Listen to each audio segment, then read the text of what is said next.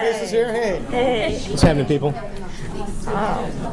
So how is it to work with Jon Favreau and J.J. Abrams? They're awesome.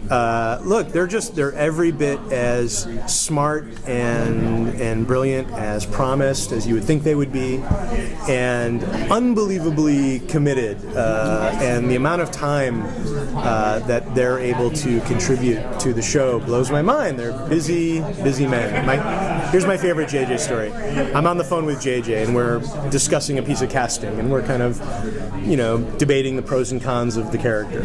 And then in the middle of the conversation, JJ stops and he says, "Eric, hold on a minute, just 1 minute." Then there's a pause, and then he says, "Okay, action." Then there's another pause, and then he says, "All right, cut." And then he says, "Okay, Eric, so let's keep talking about this casting." And I paused, and I said, "Are you directing Star Trek right now?" And he's like, "Yeah, don't worry, it's just an action scene, it's fine, let's talk." And like, the ability of that dude to multitask blows my mind. And John has just been such an incredible partner, and so understood the tone and brings such a level of fun to the project. And I just, we were inseparable, and I'm thrilled to be working with those guys. I'm just a fan, I'm just a guy who digs Iron Man and Star Trek and Super 8. So just to be able to work with those guys, it's like I try to put on like this really cool front, like, oh yeah, we're working together and let's pitch ideas. But really, I just want to take pictures of them. So how did you get Jon Favreau on board for directing? He came in. I mean, we had the script, and then it was, NBC greenlit it, and as things do in television, everything moves just remarkably quick. And once it was a green light, it was hire a director, and so we were very fortunate. Frankly, there was an embarrassment of riches of directors who were interested in taking that job. Who got turned down then? Yeah, right. Like I'm going to tell you.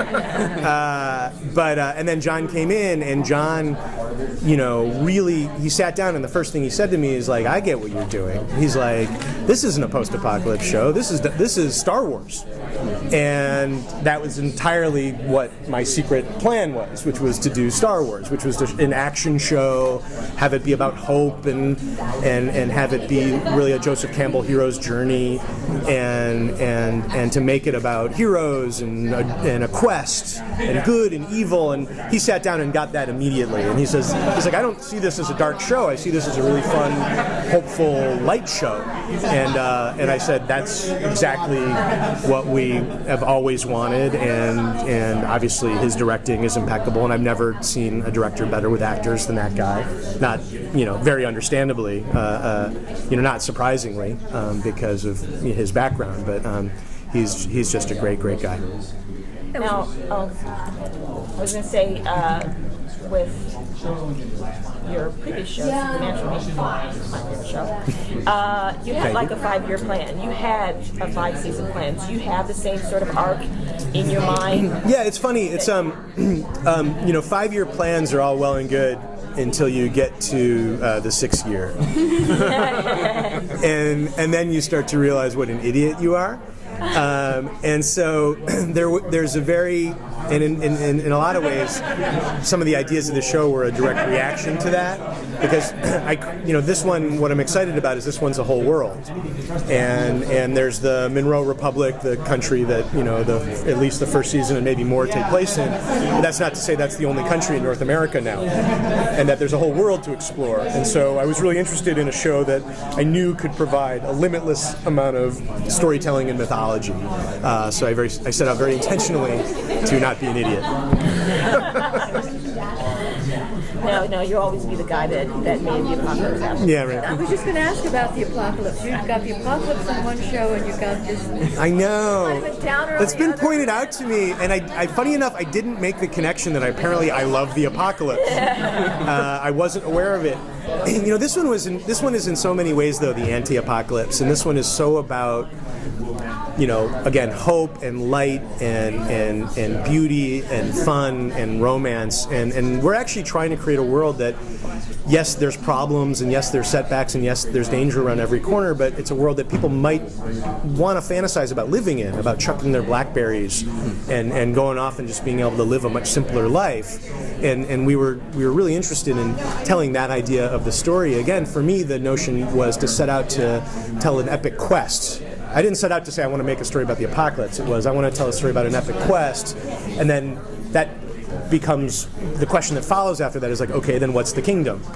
And you didn't want to. I didn't want to do some Stonehenge Lord of the Rings thing, and I didn't want to do a sci-fi thing. And I love. I'm from the Midwest, and I love highways and truck stops and Americana, and I was really interested in telling like one of those grand adventure stories in that sort of very uniquely middle American setting. I mean, I seem to be obsessed with the Midwest. This story is basically one long walk from Chicago to Philadelphia, and so for me, there's something that I'm just obsessed with that part of the country. Is it about like rebuilding? I gotta wrap this up. I'll answer. Oh, go ahead. I was going to say one question. Probably because of the Midwest feel of the show, or because of that aspect, this is getting a lot of comparisons to Jericho. How do you feel about the fact it's being compared to that show? From what I understand, Jericho was an amazing show, and people loved it. I actually didn't. I have to admit that I didn't watch it, and so now that I'm doing this show, I'm very specifically not watching it because I don't want to inadvertently take anything from the show, or so it's better that I don't actually know what's going. I'm very willfully trying to not think about Jericho, but I hope that I heard that was a great show with amazing characters, but I'm hoping that just sort of that people really react to that journey. I'm hoping that people will connect to it the way they connect it. I hope they connect to the journey in our show and the way they connected to Lord of the Rings and Star Wars and Wizard of Oz, and because really that's the intent here. Okay, thanks everybody. It's good seeing you. We're going to miss the rock and roll.